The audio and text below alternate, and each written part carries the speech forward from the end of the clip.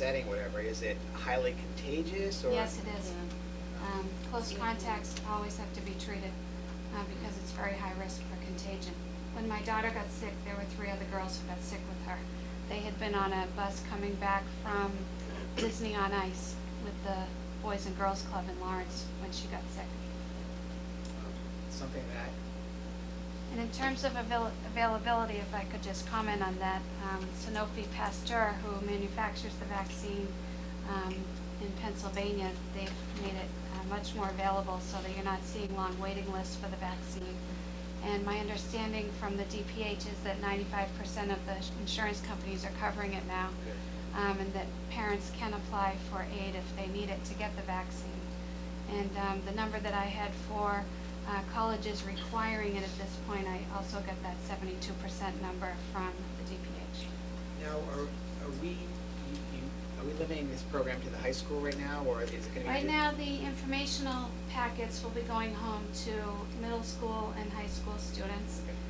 The presentation itself with the video is for the senior students only after a screening is offered to all the parents. And that would be the parents of middle school and high school. Yeah, all But of the parents are welcome to come to the screening. Because as someone who, I read as many newspapers as I can, and this is, it's kind of like in the shadows, because No, you don't. this week it's all going out. I've No, talked to. I'm talking about the disease in general. Oh, the You don't- disease. I guess you only hear about it when there's someone an outbreak. that lives in your area It is is that affected. type of disease. You don't hear about it till something serious happens on the news and you have a kid that age and Right. you're like, gee, that could have been my kid at college. But Right. every year you It's hear one of about those. One kid, college. right, one Right, college, yeah. one kid. You do. Somewhere. But we'll be announcing all of our activities by email. It'll be up on the web and it'll be in the transcript to inform everybody of the goings-on of this program. Any other questions? Just thank you for taking Yes, such this a is- proactive role yes. in the education system. I think it's great, and would love to hear more from the nursing staff. As issues come forward that you think, you want to help educate parents, and bring it to the kids in the high school forum. That's what that power block is there for, so this Well, is we appreciate all of awesome. your support, and Dr. Troden has been a key player in helping us bring this to fruition, so thank you very much. So in the next few weeks, the information will be going out? Yep, some of it already went out today. Okay. This helps, this is like a Okay. piece of health Yes. curriculum that we don't have for students. Yes, that, exactly. That we're gonna Curriculum that we piecemeal. don't have at this Yeah. point. It's like one of my brothers had this disease when he was an infant and was fortunate. The only effect was that we had to watch the points in his skull where the fluid had been drained while he grew up. So I don't want people to think that it's necessarily a fatal disease, but I think as children get older, they become less resilient and it becomes more serious, and there is a need to be thinking about this kind of vaccination. I would think probably when people are seriously starting to think about going after summer camps and that kind of activity.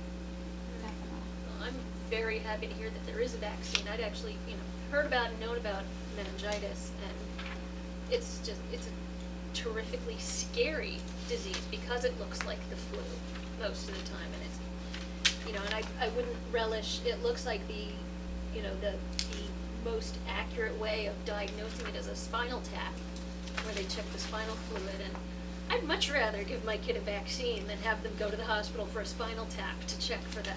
That's extremely painful. So thank you very much for bringing this to public attention. Dr. Trojan, would you like to say anything else?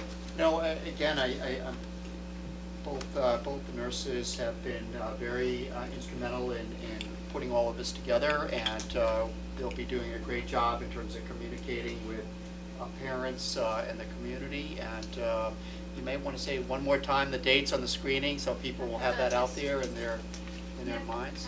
Parents of middle schoolers and high schoolers are invited to the high school auditorium at 6:30 on April 29th. Senior students are the only students who will be watching the video, and they'll be watching that in an assembly on May 6th.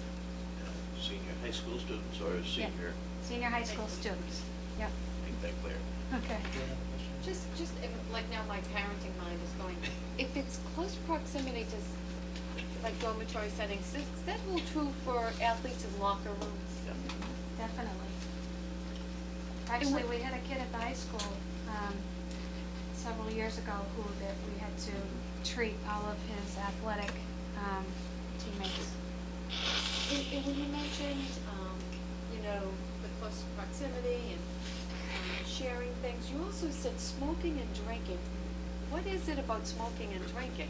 Is it because they share the same cigarette or beer Yeah, bottle? they're not really sure, but it seems that when the body gets run down, and they're sleep deprived, and they're drinking and smoking, and even being exposed to secondhand smoke makes the body more susceptible.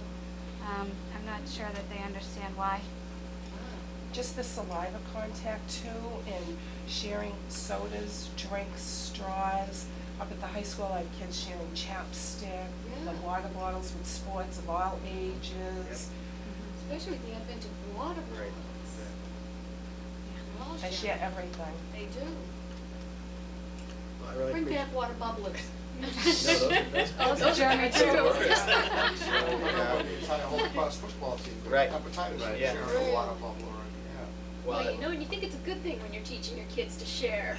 Well, In it some is. instances, well, See, yes. that's why we need formal. When it comes to food, Well, no. and I think, yes, it does speak to the need for formal health education, and I also think that just what I've learned from this presentation is that the role of the school nurse, and we're very fortunate to have a nurse full-time in each of our schools, is so vital and so important, not just for the day-to-day interventions that working with our students and our staff, but in terms of educating all of us about various health needs, so, thank you. Yeah, we thank you for bringing this to our attention and making the effort, because I think this is really important, so, thanks a lot, much Okay. appreciated. Thank you. Thank you.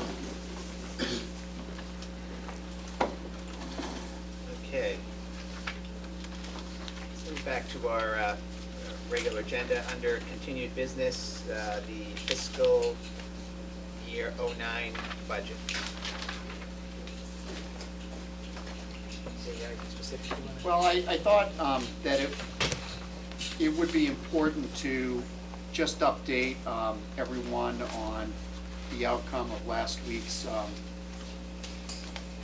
town meeting and the budget, and just to be clear on what it is that we're going to be able to do as a result of that budget. As you know, the town meeting actually passed two budgets. One is an available funds budget or balanced budget, and prior to town meeting, I had presented a staffing pyramid. Everyone is talking now about the staffing pyramid, which had three different levels.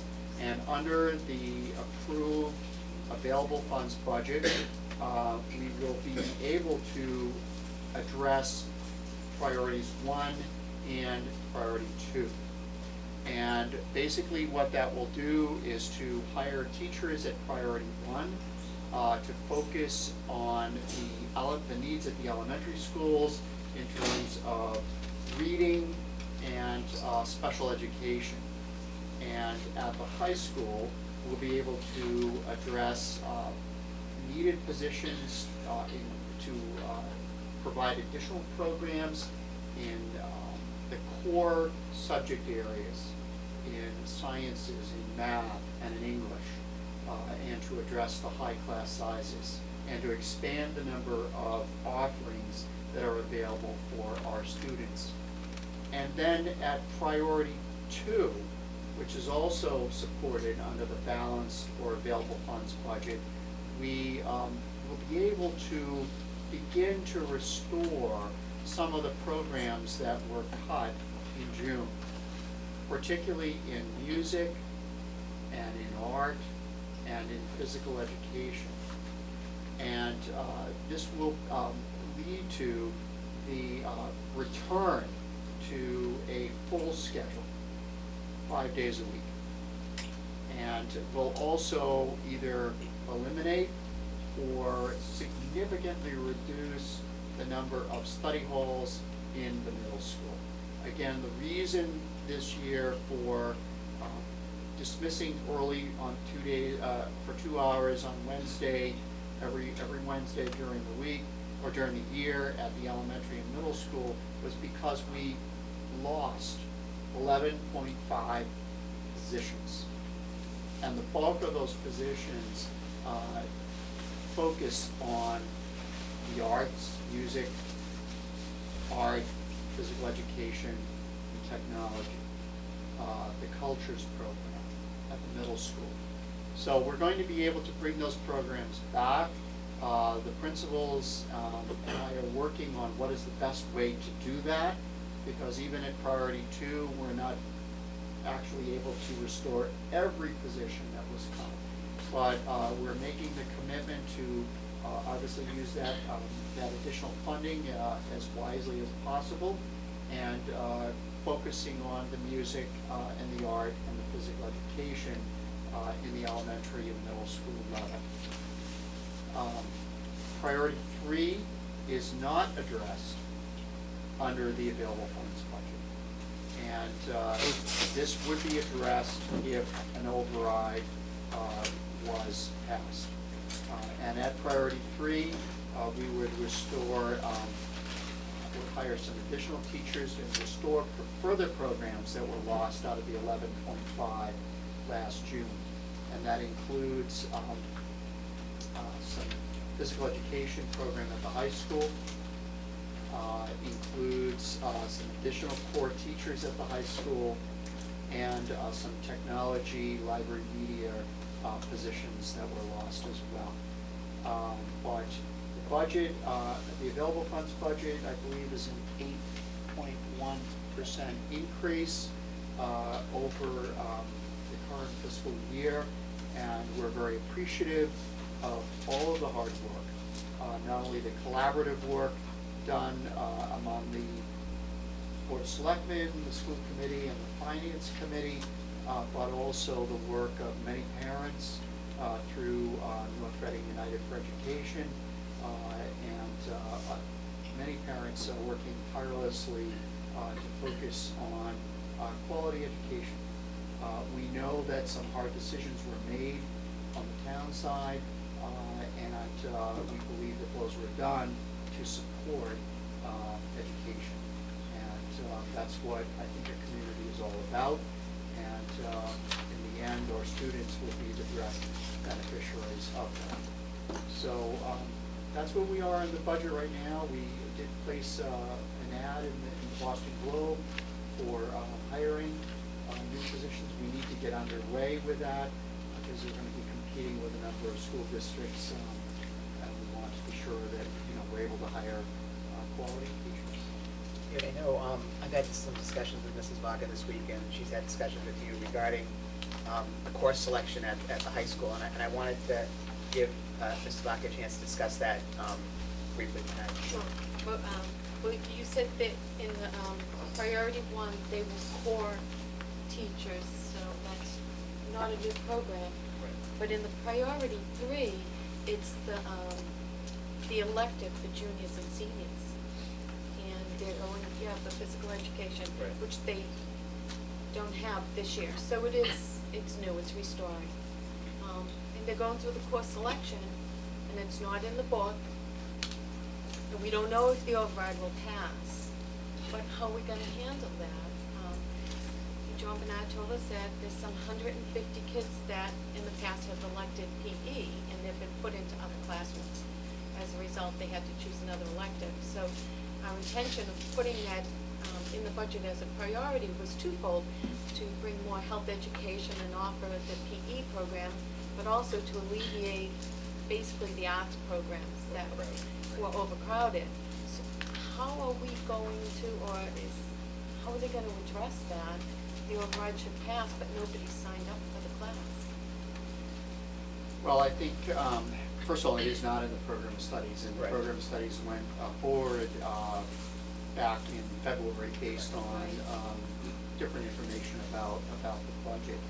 I have spoken more recently